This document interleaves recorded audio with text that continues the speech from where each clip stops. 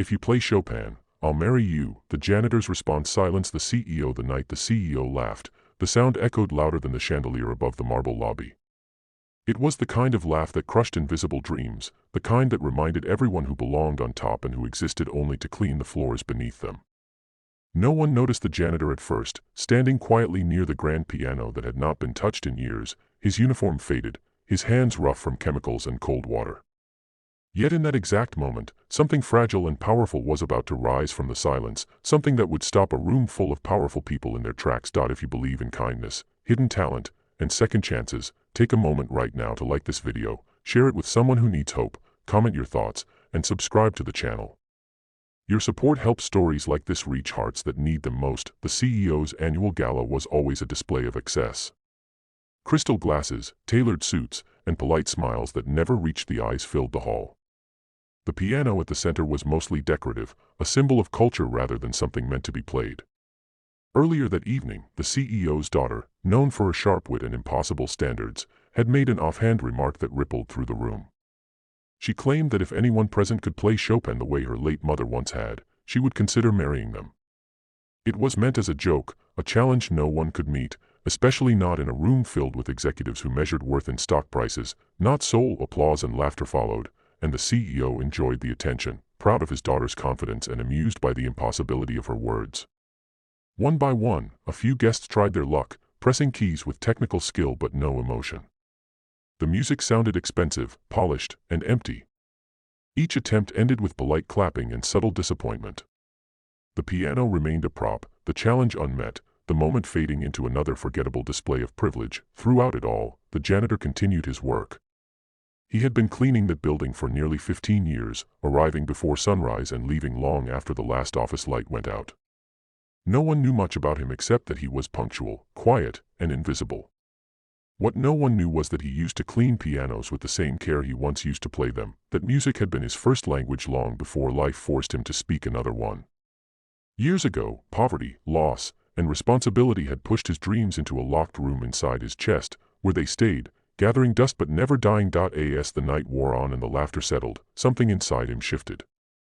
The piano keys reflected the chandelier light, and for a brief moment, he remembered his mother humming Chopin while sewing late into the night, the melody wrapping their small apartment in warmth when there was nothing else. His hands trembled as he approached the piano, not out of fear, but from the weight of memory. Murmurs spread through the hall. A janitor stepping toward the centerpiece of the gala was not part of the script. The CEO's smile faded into irritation. Guests leaned forward, curious and uncomfortable. The janitor did not ask for permission.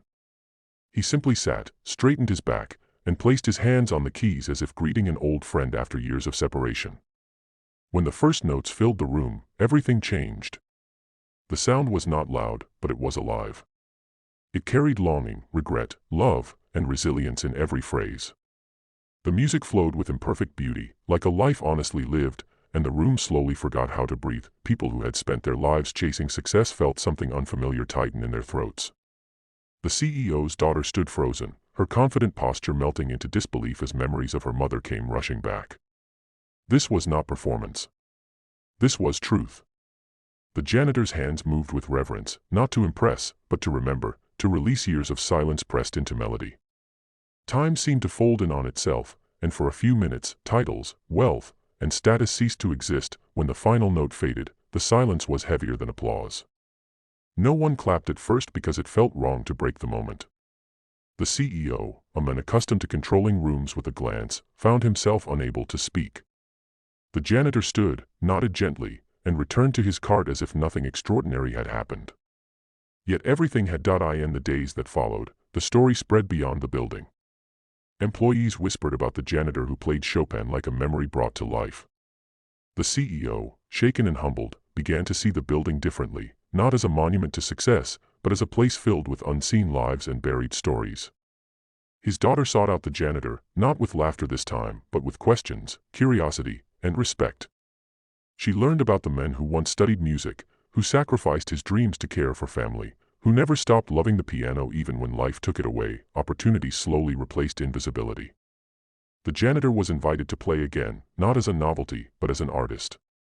The CEO funded a small music program for workers and local children, driven by the realization that talent often survives in the shadows when no one is looking for it.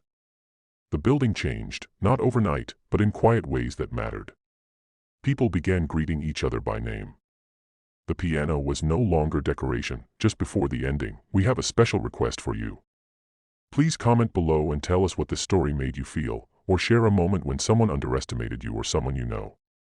Your words matter, and they inspire others more than you realize. Near the end of his shift one evening, the janitor sat alone at the piano, playing softly for no one but himself. He was not thinking about promises or challenges anymore. He was thinking about how life, even after breaking you, sometimes listens when you finally speak your truth. The CEO watched from a distance, not as a powerful man, but as a human being learning humility one note at a time. If this story touched your heart, moved you, or reminded you that kindness and second chances can change lives, please like the video, share it with someone who needs encouragement, and stay connected with the channel.